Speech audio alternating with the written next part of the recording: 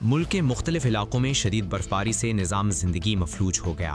بالائی علاقوں میں کئی فٹ برف پڑ چکی ہے، جس کے باعث رابطہ سڑکیں بند ہو گئیں۔ چترال کے علاقے ڈومیل میں گھر پر برفانی تودہ گرنے سے 9 افراد جاں بحق ہو گئے۔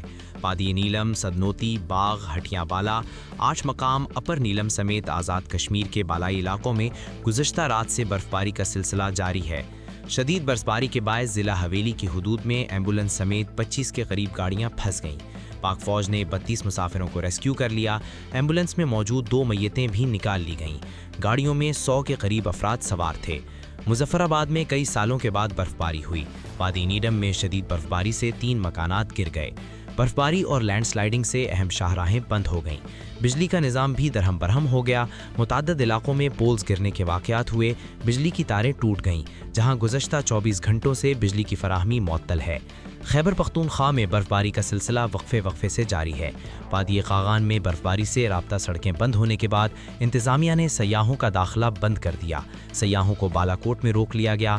دیر بالا، کمراٹ، لواری ٹنل، باجوڑ میں بھی برفباری سے راستے بند ہیں۔